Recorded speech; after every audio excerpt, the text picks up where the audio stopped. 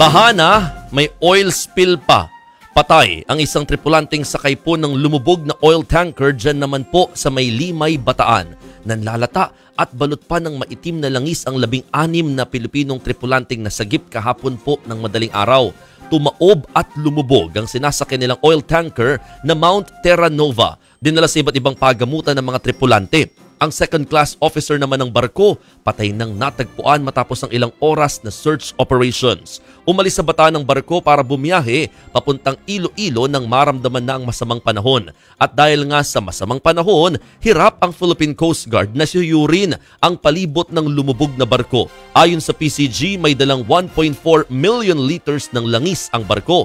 Kaya niyang punuin ang lagpas kalahati ng isang Olympic-sized na swimming pool. Sa ngayon, may nakikita pang tumatagas na langis sa dagat pero galing pa lang do ito sa makina ng barko.